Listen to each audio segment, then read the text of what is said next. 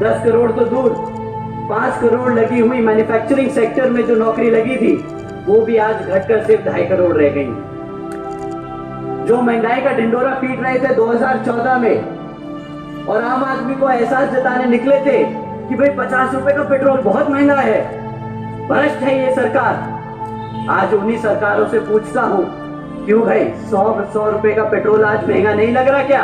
मैं यहाँ के मुख्यमंत्री से पूछता हूं, जब आप उसी समाज की सुरक्षा नहीं कर सकते जिसने आपको पिछले 15 वर्ष से ज्यादा यहाँ के तख्त पर बिठा कर रखा है, तो आपको भी कोई हक नहीं उस तख्त पर बैठने का।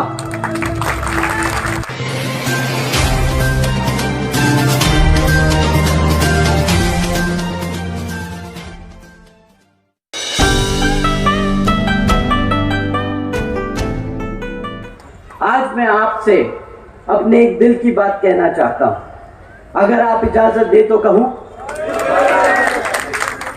तो सुनिए। बाबा साहब के दिखाए रास्ते, मान्यवर साहब के बताए तरीके और बहन जी के बेबाक अंदाज को हम सबको दिल और दिमाग से अपनाना होगा। मैं पूछता हूं, क्यों घबराते हो आप सब? मैं पूछता हूं, क्यों डरते हो तुम? अरे जब आप सबके सर पर जिस शेरनी का हाथ है, तो क्यों कमजोर महसूस करते हो तुम?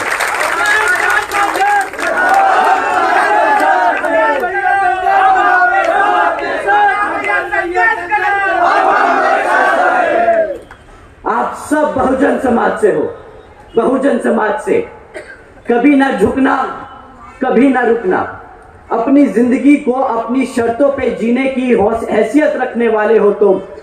वो कहते हैं ना कि अगर किसी चीज की लत लग जाए तो वो आदमी की पहचान बन जाती है। तो आज मैं कहता हूं कि बना लो ये पहचान एक निडर समाज की, एक ताकतवर समाज की, एक मजबूत बहुजन समाज की। साथियों, जब हम अपने आप को लाचार महसूस करते हैं, लाचार समझने लगते हैं, तब मानववादी लोग हम पर हावी होते हैं। अब देखिए, हम आपके साथ हैं। संघर्ष करो, हम आपके साथ हैं। अब देखिए इस भाजपा सरकार का असली चेहरा। श्रीमती रामप्यारी बाई जी, आप सब ने इनका नाम जरूर सुना होगा। ये वही हमारे बहुजन समाज की महिला हैं जिनको कुछ मनुवादी सोच रखने वाले लोगों ने उनसे उनकी जमीन हड़पने की कोशिश में श्रीमती रामबाई जी को जिंदा जला दिया। ऐसा क्यों हुआ? क्योंकि घबराते हैं हम, क्योंकि आज तक बिखरे हैं हम। श्रीमती भारती कसडेकर जी, इनके परिवार के बारे में इनके परिवार के बारे में भी आप सबने सुना होगा कि किस तरह इनके परिवार के 5 सदस्यों की हत्या कर दी गई। खैर, यहां पर हत्या होना कोई बड़ी बात नहीं, लेकिन हैरानी की बात यह है कि श्रीमती भारती जी जब 200 किलोमीटर पैदल चलकर अपने समाज के ही गवर्नर साहब से मिलने पहुंची, तो गवर्नर जी ने क्या किया? उन्हें मिलने से भी इनकार कर दिया। ऐसा क्यों हुआ साथियों? क्योंकि आज तक हम डरते हैं, क्योंकि अभी भी हम बिखरे। श्रीमती लीलाबाई जी, इनका नाम भी आप सबने सुना होगा। श्रीमती लीलाबाई जी वही महिला है जिन्होंने अपने बच्चे को कोख में ही खो दिया। क्यों? क्योंकि एक अफवाह चली कि कुछ आदिवासी समाज के लोग धर्म परिवर्तन कर रहे हैं और कुछ मानववादी सोच रखने वाले लोगों ने लोगों को ये बात हजम नहीं हुई, तो अपना वर्चस्व बनाए रखने के गुरूर में श्रीमती लीलाबाई जी के घर में घुसकर उनके साथ हाथापाई कर उनके बच्चे को कोख में ही मार दिया। ऐसा क्यों हुआ? क्योंकि आज भी कमजोर महसूस करते हैं हम, क्योंकि बिखरे हैं हम। साथियों, सिर्फ एक बार एकजुट होकर तो देखो, एक बार सत्ता में आकर तो देखो, फिर मजाल है कि कोई हमारे समाज की तरफ आंख भी उठाकर देखे। आम्ही आकाशानंदी संघर्ष करा, आम्ही आकाशानंदी संघर्ष करा। साथियों, जो भाजपा सरकार अपने आप को नंबर 1 बताती है, तो शायद आपको जानकर हैरानी होगी कि हकीकत में यहां की भी भाजपा सरकार किन मामलों में नंबर 1 है। नंबर 1 है पूरे भारत में हमारे बहन बेटियों पर अत्याचार करने में। 350 से भी अधिक बलात्कार के केस सिर्फ पिछले 1 वर्ष में दर्ज किए गए। यहां पे नंबर 1 है भाजपा सरकार। नंबर 1 है पूरे भारत में हमारे बुजुर्गों पे अत्याचार करने में। यहां की भाजपा सरकार नंबर 1 है। नंबर 1 है पूरे भारत में हमारे एससी, एसटी, ओबीसी व धार्मिक अल्पसंख्यक समाज पर अत्याचार करने में। नंबर 1 है मध्य प्रदेश की भाजपा सरकार। इन बातों पर शर्म आए या गुस्सा अभी समझ नहीं आता। जब मैं सुनता हूं कि यहां के गृह मंत्री इन मामलों पर सफाई देते हैं ये कहकर कि मध्य प्रदेश में जुर्म इसलिए ज्यादा दिखता है क्योंकि यहां की पुलिस सारे केस दर्ज करती है, ये कहकर कौन सा एहसान जता रहे हैं यहां के लोग। क्योंकि जहां तक मुझे याद है, अगर आपको यहां की जनता किसी सरकारी पद पर बैठाती है तो फिर आप एक जनता के सेवक और एक सरकारी नौकर होते हैं। मैं कहता हूं, अगर आपसे काम नहीं होता तो छोड़ दीजिए पद। और यही सवाल मैं यहां के मुख्यमंत्री से पूछता हूं। जब आप उसी समाज की सुरक्षा नहीं कर सकते जिसने आपको पिछले 15 वर्ष से ज्यादा यहां के तख्त पर बिठाकर रखा है, तो आपको भी कोई हक नहीं उस तख्त पर बैठने का।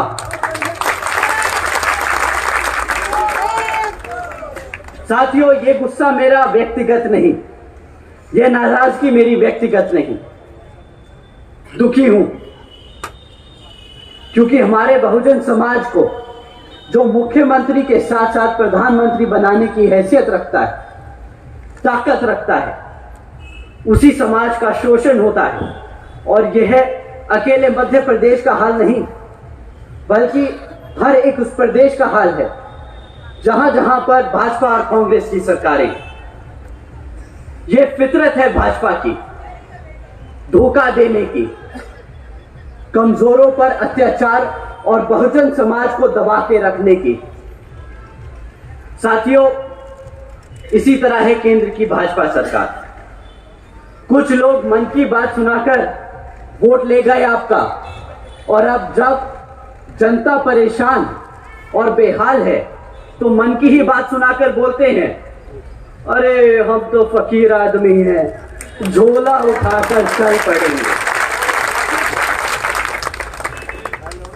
केंद्र की सरकार का वादा करोड़ों नौकरियां देने का, केंद्र की सरकार का वादा महंगाई कम करने का, केंद्र की सरकार का वादा गरीबी खत्म करने का। क्या यहां बैठे मेरे साथी लोग, आप लोगों की लग गई नौकरियां? क्या आप लोगों के लिए हुई महंगाई कम? क्या आप लोगों की बड़ी आमदनी? अरे साथियों, जो 10 करोड़ नौकरियां देने का वादा किया था ना, 10 करोड़ तो दूर, 5 करोड़ लगी हुई मैन्युफैक्चरिंग सेक्टर में जो नौकरी लगी थी, वो भी आज घटकर सिर्फ 2.5 करोड़ रह गई है। जो महंगाई का ढिंडोरा पीट रहे थे 2014 में, और आम आदमी को एहसास जताने निकले थे कि भाई 50 रुपए का पेट्रोल बहुत महंगा है, भ्रष्ट है ये सरकार।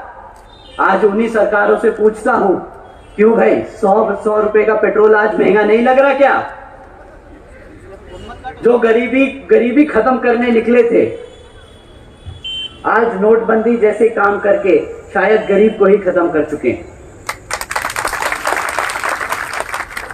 2014 में 2,70,00,000 लोग जो गरीबी रेखा से नीचे थे, आज उनकी संख्या बढ़कर 13 करोड़ से ज्यादा हो चुकी है। हम सबको पूछना होगा यहां के प्रधानमंत्री से, क्यों अब ऐसे ही भारत की इकोनॉमी बनेगी $5 ट्रिलियन की? मैं अगर सही मायने में समझता हूं तो केंद्र की सरकार को बहुजन समाज को मुफ्त में राशन देने जैसी योजनाएं चलाने की कोई जरूरत नहीं। हमारे समाज को हमारे पैरों पर खड़े होने के लिए सिर्फ अवसर चाहिए, क्योंकि इतिहास गवाह है साथियों, बहुजन समाज लेने वालों में से नहीं, देने वालों में से है। आज हम भाजपा सरकार को मन की बात नहीं, कुछ काम की बात समझाना चाहते हैं। एक लीडर होता कैसा है, एक मुख्यमंत्री होता कैसा है, और एक प्रधानमंत्री को होना कैसा चाहिए। बहन जी ने कानून व्यवस्था के साथ साथ राज्य के सामाजिक व्यवस्था के लिए भी अनेकों कार्य किए। बहन जी ने देश में पहली बार सरकारी कॉलेजेस में, स्टूडेंट हॉस्टल्स में अन्य पिछड़े वर्गों के छात्रों के लिए 27% आरक्षण की व्यवस्था तय की। बहन जी ने सावित्रीबाई फुले बालिका शिक्षा योजना के तहत 7 लाख से ज्यादा बच्चियों को 12वीं तक की शिक्षा प्राप्त करने हेतु 600 करोड़ से अधिक लागत इन बच्चियों पर, अब बच्चियों को अपने पैरों पर खड़ा कर एक उज्जवल भविष्य देने के लिए खर्ची। बहन जी ने महामाया गरीब बालिका आशीर्वाद योजना के तहत 3,25,000 बच्चियों को 1-1 लाख रुपए सीधा उनके बैंक खातों में देने का काम किया। साथियों, आदरणीय बहन जी ने इस योजना के तहत 3,250 करोड़ से ज्यादा सीधा बच्चियों के बैंक खातों में भेजे। भारतीय जनता पार्टी ढिंडोरा पीटती है कि भाई हम 20 लाख रुपए देंगे, 20 लाख रुपए देंगे, और ऐसी योजनाएं चलाती हैं बेटी बचाओ बेटी पढ़ाओ जैसी खोखली। हमारी आदरणीय बहन जी ने ये सब करके दिखा दिया, और ये सब कब किया? 2007 से 2012 तक। जो 2014 में बने वो बोल रहे थे 20 लाख देंगे। कभी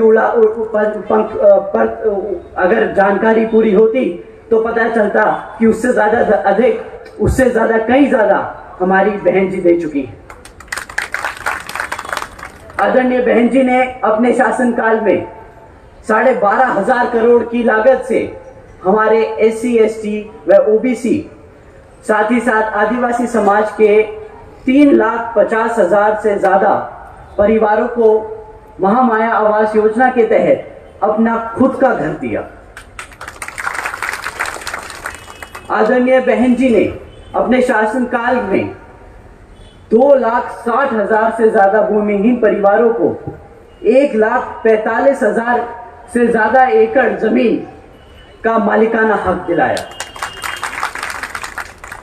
साथ ही साथ आदरणीय बहन कुमारी मायावती जी ने अपने शासनकाल में 1 लाख से अधिक सफाई कर्मचारियों की भर्ती की। 2 लाख से अधिक जवानों को पुलिस फोर्स में भर्ती किया। 90,000 से ज्यादा शिक्षकों को सरकारी नौकरी दी। और साथ ही साथ आपको जानकर यह हैरानी होगी कि रोजगार के मौके तब दिए गए जब पूरी दुनिया मंदी के दौर से गुजर रही थी। एक तरफ लोगों को नौकरियों से निकाला जा रहा था और दूसरी तरफ आदरणीय बहन कुमारी मायावती जी उत्तर प्रदेश में लोगों को लाइन से लगाकर नौकरियां दे रही हैं।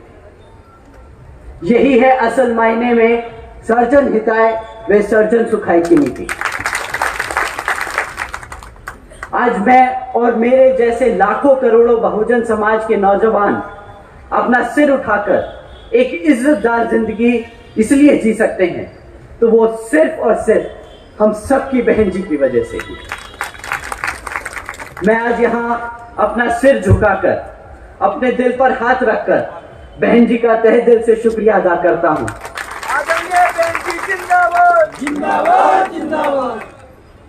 तो साथियों, आप और हम सबको एकजुट होकर समाज के हर एक व्यक्ति को बसपा से जोड़ने का काम करना होगा और आने वाले विधानसभा आम चुनाव में बता देना होगा कि हम आ रहे हैं, हम आ रहे हैं हर उस चीज के लिए जो इस संविधान में हमारे समाज के लिए हमारे गुरु देकर गए हैं, बाबा साहब डॉक्टर भीमराव अंबेडकर जी।